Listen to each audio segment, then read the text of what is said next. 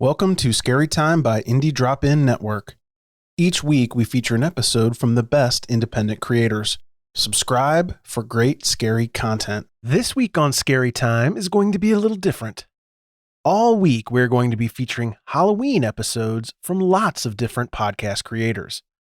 If you love Halloween episodes, this is the week for you. Today's episode is from Curly Conspiracies. Curly Conspiracies is filled with mysteries, conspiracies, and things that go bump in the night. They cover deep topics that bring the audience laughter, curiosity, and a new perspective of events that have taken place in our history. If you like this episode from Curly Conspiracies, make sure you check out the show notes for links to subscribe and follow on social media. Enjoy the show. Begin. Hi, everyone. This is Curly Conspiracies. I'm Holly Lauerman, and I will be your host this week. And Brooke Sasser is here with us. Hi, everyone. It is October, and there is nothing like a good cryptid mystery to get us into the spooky season. So gather around and listen closely to the story about a creature that lurks deep in the vast forests of Arkansas, Missouri, Oklahoma, and Texas.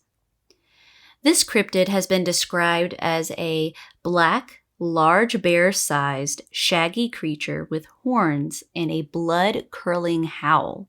Some sightings date all the way back to the 1800s, with the earliest documented sighting being by Daniel Boone.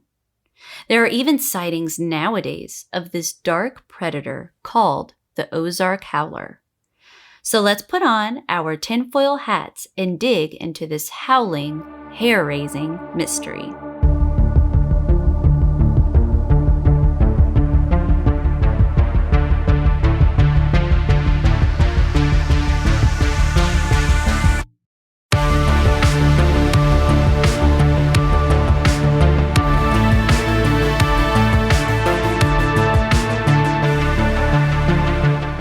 In order to understand the Ozark Howler, you need to experience what it is like to encounter it. There are many stories about the Ozark Howler, but when I stumbled upon this one that I'm about to tell you, it left shivers down my spine. Unfortunately, the person who wrote this story has a username that has been deleted off of Reddit. If you know whose story this is, please let me know so I can give them credit for it. So this encounter takes place in, quote, Missouri. The Ozarks in particular is a historically rich and beautiful place. Mountains in the southeast give way to river valleys in the southwest where I lived. Our farm was 120 acres of woods and rolling fields. A large creek that would flood in the spring but run quietly the rest of the year bisected it. Being relatively poor, we lived in a 100-plus-year-old farmhouse that had its own list of strange occurrences, but creaks and groans were expected from something that old, so most of it was written off as old wood. And since we were poor, we lived off of venison, deer meat that is. So I spent a lot of time in the woods tracking and preparing game stands and watching for poachers. However, the woods took an odd atmosphere the summer before my 16th birthday. Most people avoid the woods in Missouri through the spring and summer due to ticks, chiggers, and snakes. I love the woods.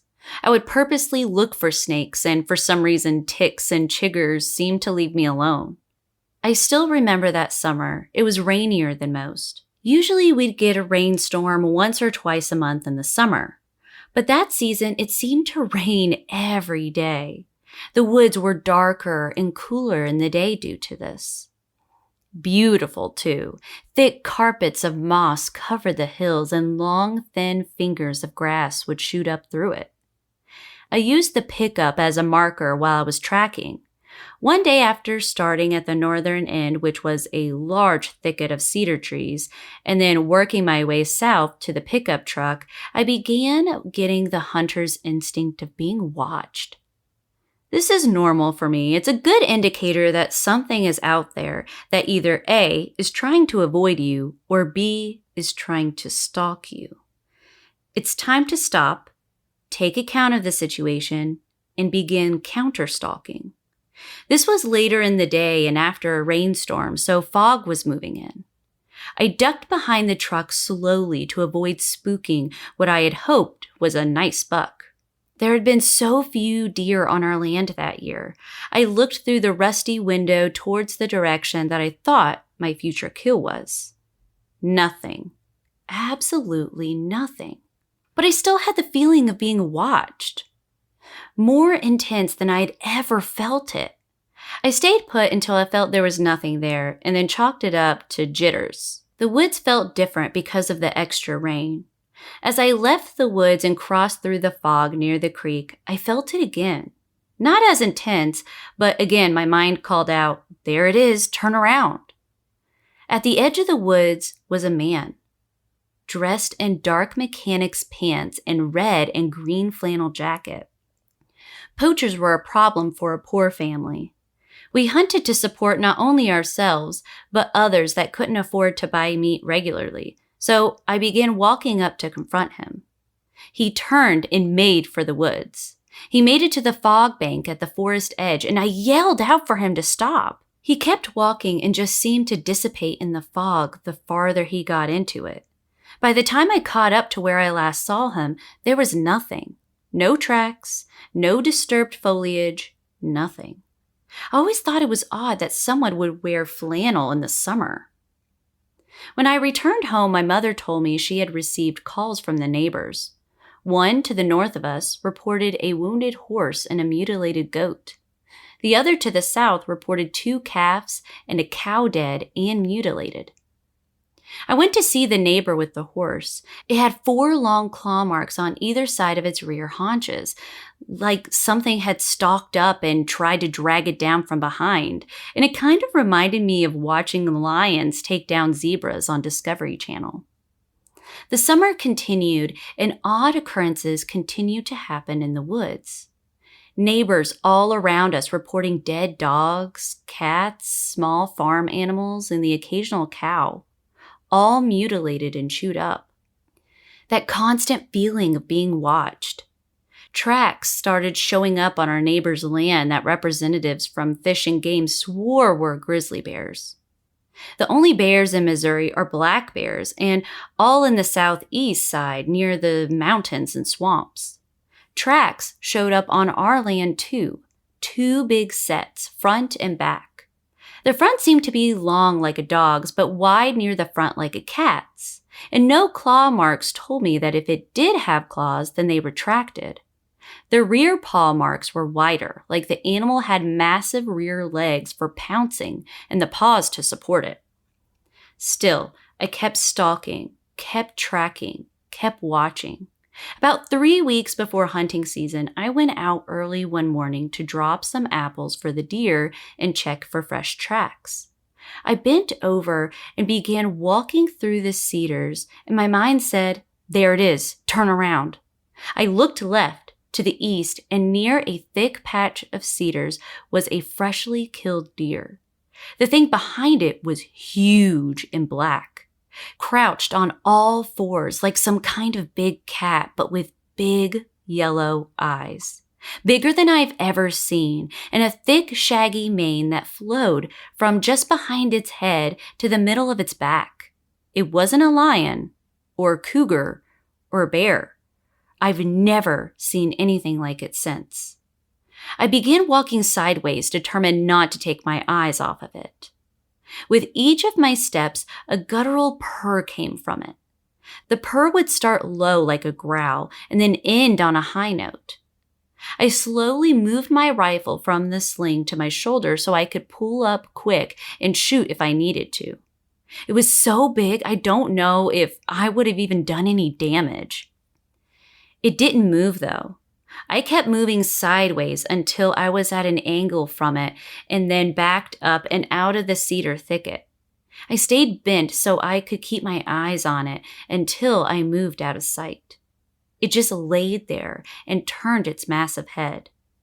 As I got out of eyesight, I began to hear movement from the direction I had just come, and the intense feeling of being watched. It was stalking me now. Here I was, 16 years old, probably going to die. They'd find me later, or a part of me, gnawed on with giant claw marks through my body. I'm 25 now, and in all of my encounters with dangerous animals, I have never run. I ran then, and if it happened again today, I would run. I never run. Never. You understand? Bears, mountain lions, moose. Never. But that thing was not at all natural. So I ran. I continued south to get into clear space. 2 thoughts were in my head. Get a clear shot, get into open space so your body is easier to find. I kept running until I felt I was clear and then turned. Nothing. Nothing had followed me out. A shadow on all 4 stalked about 100 feet deep through the woods. I made for the house as quickly as I could. When I got back, my dad was sitting at the kitchen table waiting for me. He had been out chopping wood that morning while I was running from the howler. He had heard the scream. He told me he had only heard it one other time, about 20 years before he was out chopping a tree down near the edge of the woods, on the north side near the cedar grove. When he walked back to the truck to refill the chainsaw, he heard the same scream. He turned and the black thing had jumped up on the tree he had just chopped down and stood there looking at him. Dad left the chainsaw in the truck bed, got in, and drove away. That tree is still on the ground today." End quote. I cannot even imagine being in this person's shoes, actually seeing this huge creature, the Ozark Howler. I wouldn't even know what to do. You know, for some animals, they say, don't run, just back away slowly. For some, it's stay still until they leave. And for others, it is just to run away. But being face to face with a creature you've only heard about in legends, I would probably just freeze and probably get eaten alive. I don't know. Oh yeah, my reaction would be to freeze as well. I don't have a fight or flight. I just freeze in my tracks whenever I am scared. So I agree with you there. But I do have one question. So in the last part of the story, it sounds like the dad heard the howler years prior. But did he also see it when he was chopping wood that 20 years beforehand? Yes. So the dad heard and saw the howler in his experience with chopping wood kind of in that same area as the son. And I'm glad it's not just me with the freezing instead of the fighting or the running. I'm kind of surprised the saying wouldn't be flight or freeze or fight, because it can't just be us, right? That has this freeze mechanism where we're just like freeze in our tracks and like nothing happens. I can't even like think straight like when I'm scared. Like, what is wrong with me? Also, whoever the person that wrote this encounter has such a way with words to make the reader feel as though we are there experiencing this Ozark Howler experience with them too. And so thank you to whoever shared their story with the world. I'm sure it was not easy to relive that. Before we get further into the mystery of the Ozark Howler, let's take a quick commercial break. Now, let's dig into the details of the Ozark Howler. The story I just told you from Reddit was fairly recent, but there have been others that date back even further into the 1800s, starting with Daniel Boone.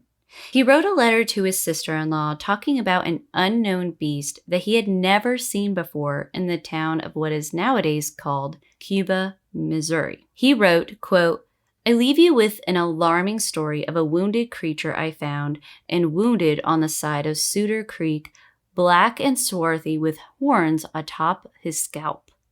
Ignorant of its name, I am told of the sound that it makes, a terrible howling in the middle of the night. Warning of this for settlers should be passed along." End quote. So this was written in the letter, but there are other versions of this story stating that he shot and killed the Ozark Howler, keeping it as a trophy. There wasn't anything documented to prove that version, though.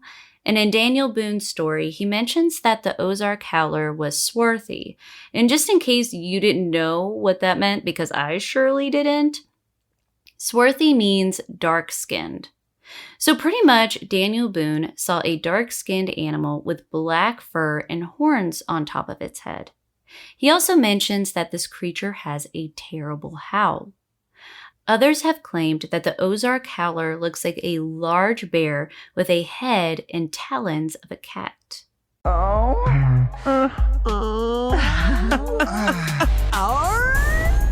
Hey guys, it's Anders. Blake. And Adam from TV's Workaholics and the podcast This Is Important and the Pleasure Is Ours. We'd like to invite you to treat your friends and loved ones right by gifting them something from Trojan, America's #1 condom brand. Trojan Bearskin Raw is America's thinnest latex condom, which helps you enjoy a more natural experience to feel it all. Yeah, the older I get, the less feeling I have in my penis, and I just need the thinnest condom possible.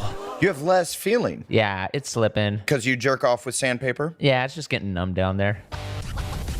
So hook everyone you know up with some Trojan Bearskin Raw condoms, triple tested and trusted for over 100 years. Release the bear. Get grizzly with it. Bitch better have my honey. Trojan, feel your best? Get yours on. Some claims have mentioned that it has a short, stubby tail with piercing red or yellow eyes. Brooke, I'm going to show you a picture of what people think the Ozark Howler looks like, and I want you to tell me what you think of it. At first, when I thought of the description, I almost thought of a goat-like creature because of the horns on top and even goats kind of scream in a way. But this is in no way like a goat. This is much more terrifying. And it reminds me of like Bigfoot, a bear, and a large cat all meshed together with some horns on top. It's really scary. And I didn't think about the Bigfoot connection, but I totally see just I see features of Bigfoot in this creature. But it also reminds me of the Beast from Beauty and the Beast. And instead of being brown, the Ozark Howler is black, and it kind of stands on all fours rather than on twos. But but that was my first thought. But that's funny. I didn't even think about it possibly sounding like a goat. And I definitely know what you're talking about when you say goats screaming, because they definitely do. It's a little bit different, but yeah, I know what you were going for. I definitely agree with your description, though, of Beauty and the Beast. It 100% looks like Beast from Beauty and the Beast. You just need to put a little suit on him.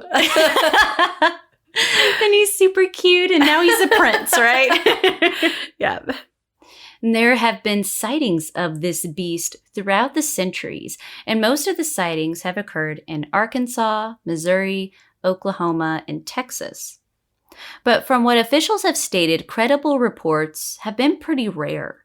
The last reported credible sighting was in 2011. Even though those sightings are rare, most people tend to report the howling sound it makes. Some say it sounds like a woman screaming, but the majority of people say it sounds like a mix between a wolf howling and an elk's bugle. Those who have heard it always mention that the howl is something they will never forget. So I found a clip of a wolf howling and an elk's bugle, and I put them together to kind of get a rough guess on what the Ozark Howler sounds like. So here it is.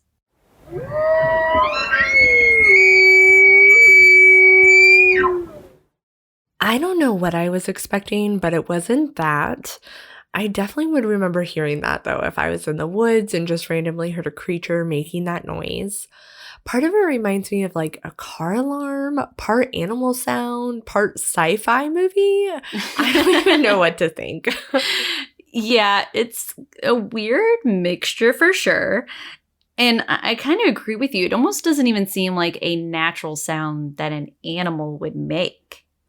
And the sightings and the infamous howl have inspired a lot of fictional work as well, including poetry with K.W. Peary's book Ozark Howler and the Ozark Howler verse by Rufus Gray. There have also been book series and children's books about this mysterious creature too. Throughout the centuries, the beast has also been called a variety of names such as the Black Howler, Devil Cat, nightshade bear, and the hoo-hoo. Yeah, you're like, that's what I thought too. And I was like, the name hoo-hoo sounds a bit odd. Or at least maybe it was just me. So I had to look into why people would call it the hoo-hoo. I was like, it's got to be some type of legend or folklore. Instead, I found an interesting theory that goes along with the Ozark Howler. Just last year, in January 2020, a podcast called The Counting Creatures made a connection between the howler and the organization called the International Concatenated Order of the Hoo-Hoo. In the late 1800s, the word hoo-hoo was actually a term referring to lumberjacks. So lumberjacks came together and created this fraternal order.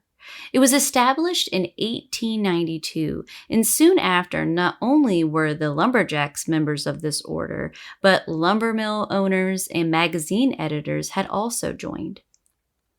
The purpose of this order was to make it their mission to preserve the forests and promote the forest products industry.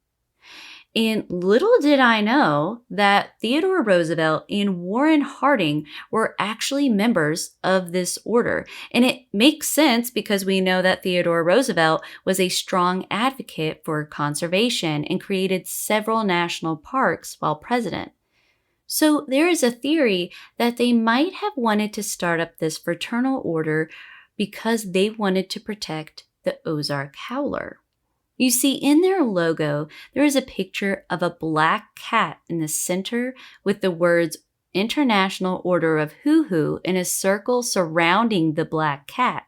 And the Ozark Howler is described as looking like a large black cat. That is really interesting and a little odd that a group of burly lumberjacks would pick a black cat for their logo. Did they ever come out with an explanation for picking a black cat? I thought the same thing, and there was never, that I saw, an explanation for a black cat. And at first I was going to say it's a little bit of a stretch, especially because this looks like a black cat that looks more like a house cat rather than a member of the big cat family.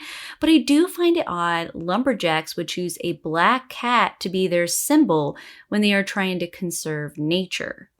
I would have chosen a deer, squirrel, a tree, a bobcat, or some other forest-type animal that most people think of at first.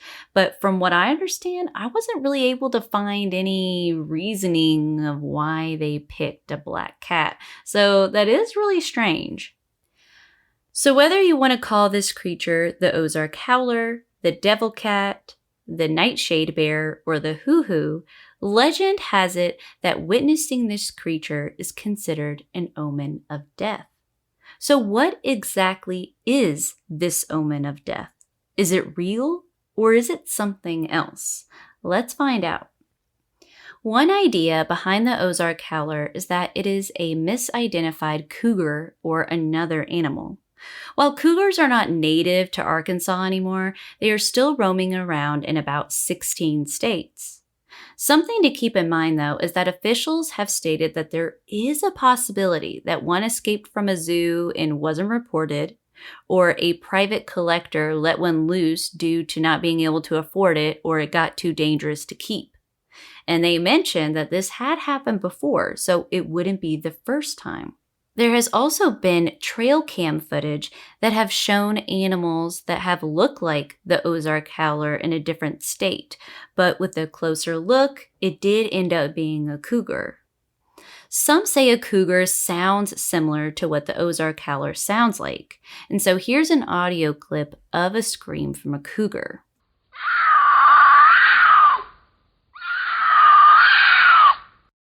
Oh no, this one definitely sounds like a woman screaming, like you mentioned earlier. Very creepy. Yes, and I could see how people, like you said, would have thought it was a woman screaming, and people would run toward the sound to help and then realized it was a cougar. It's so scary. And I know this is going to be a little off topic, but do you remember that video that went like viral not too long ago of the cougar chasing the guy on the walking trail, like while he was hiking?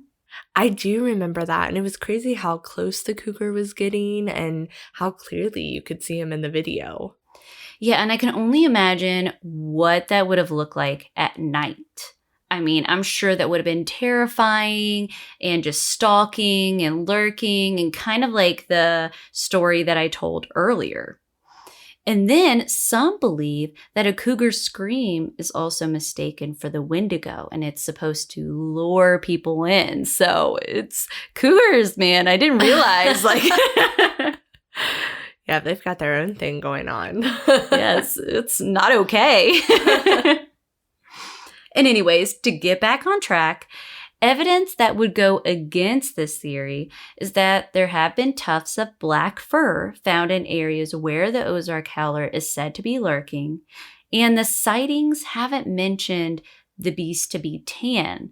It is usually described as having dark, shaggy fur, so a cougar does not really match that description. The Sci-Fi Channel show Haunted Highway in 2012 released an episode about the Ozark Howler trying to see if they could find it or evidence of one. They found a large cat-like paw prints and took thermal images of an animal from the night's investigation. The thermal images have been concluded to not be the Ozark Howler, but a raccoon or a possum. The paw prints, however, were taken in to be further looked into because there aren't any large cats in the area anymore, so those paw prints are still a mystery as to which animal they belong to. Before we continue on to other theories surrounding the Ozark Howler, let's take a quick commercial break. All right, let's claw our way through some more theories. Another theory of the Ozark Howler is that it is extremely exaggerated. It is not 4 feet tall with large talons and has a thick body. Instead, it is an animal that was pictured by a family in 2015 as they were hiking along the Yellow Rock Trail at Devil's Den in Arkansas. They posted the pictures, which of course will be on our website, curlyconspiracies.com, if you want to check them out. There are 2 photos that I'm going to show you, Brooke, and this family believes that this could be the animal that everyone claims to be the Ozark Howler because it is an animal that has never been seen before, that is black and has horns. The family has also stated that it is not photoshopped, but I want you to look at them, Brooke, and I want you to tell me what you think of them. At first, I was wondering why you mentioned the family said it wasn't photoshopped, but now I see why. And I'm 99% sure this was photoshopped, and it reminds me of the bad taxidermy that we saw in the museums in China. It's kind of a cute little creature, and it looks like it has a body of a dog, a small rat tail with many deer horns on its head. But in the picture, it strikes me as being photoshopped because it's partially blurry and other parts of it are really clear. And I don't know, just something feels really off about it. Yeah, I agree. Even though the family says it's not photoshopped, a lot of people have looked into these photos and several of them have said that there's no way it's not photoshopped. So unfortunately, I don't know how real these are. The horns on it is definitely what's throwing me off. I mean, I could buy it being a small dog or a fox with mange. I can't imagine people were in the woods terrified of an animal that is barely a foot tall or about maybe 30 centimeters tall. They are also, of course, blurry too, which doesn't help. So I don't know if I trust these photos, honestly. And another thing to add to this theory as well is that in this area of Arkansas, there haven't been any Ozark Howler sightings ever. So I don't think that there's really a connection here. But I mean, if this was a real animal, I think it'd be a really cute pet. I would have one. I know. So cute, but probably not real. The next theory suggests that the Ozark Howler is a hoax. Some of the sightings have been found out to be hoaxes, including one in the 1990s when a college student from the University of Arkansas made a bet to see if he could fool cryptozoologists. He made blog posts and posted on websites of fake sightings and evidence that he supposedly had over the years under numerous aliases. After investigating further, cryptozoologists discovered that these stories and pieces of evidence were indeed fake. So the student was not able to deceive them, but it did make other sightings and other reports seem less credible, though. Something to consider, though, is this student pulled this prank and made the Ozark Howler more popular. There have been other sightings way before and after his hoax that were deemed to be credible, too. Theorists also believe that the Ozark Howler could be a descendant or one of the last surviving of the creodont species. These species were very diverse carnivores that resembled a mixture between a large cat and a bear, being about 1 meter or 1 yard tall. There are some differences between the cryptid and the creodont species, though. The creodont species had long tails, brown tan fur, and did not have horns. They also lived in Africa and were extinct 9 to 40 million years ago. And last but not least, the last theory is that the Ozark Howler is real. It is living amongst us, lurking in the shadows, serving as a devil, warning people of their imminent death, similar to the black shuck, or even as an animal that is yet to be scientifically proven to exist. There have been documented reports of sightings of it, tufts of fur found, and we can't forget its bone-chilling howl. So, is the Ozark Howler just a hoax? A small dog? A prehistoric creature? A cougar? Or is it actually what the legends claim it to be? An omen of death? So, Brooke, what are your thoughts? I'm a little torn on this one. Part of me wants to believe it's fake, but part of me is leaning towards it possibly being real. I mean, the Ozarks is a massive place, and it would be possible for a new creature, especially if there's only a few of them, to hide deep in the woods of that area. I don't think I'm really on board with the small dog theory, the prehistoric creature, or even the cougar due to the coloring issue, but I do think there's a good part of me that thinks the Ozark Howler could be real. I think I actually differ a little bit from your opinion. As cool of an animal as the Ozark Howler is, I think I have to go with my gut saying that the sightings and the howls are probably a cougar. I want to believe this mystery, but I feel like there isn't enough proof of it to exist. I want to know more about it, though. I mean, for instance, there was a tuft of hair found, but I'm sure by now it has been studied, but I wasn't able to find any information about it. The trail cam footage has been found, and it's usually a cougar or a raccoon.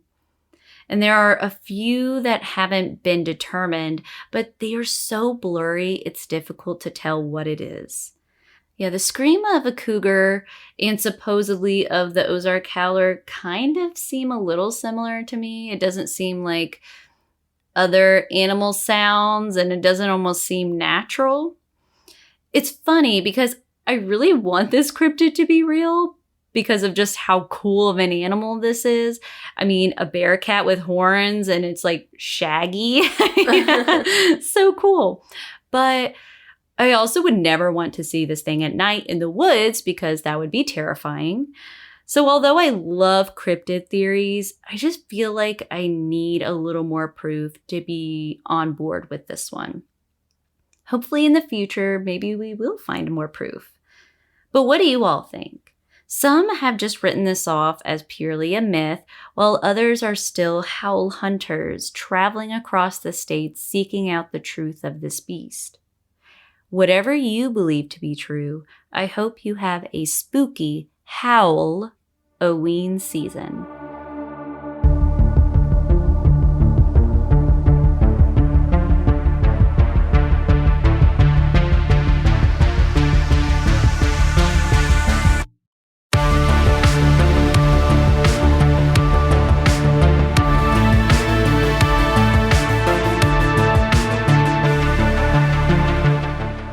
Thank you guys for tuning in today and diving into this mystery with us.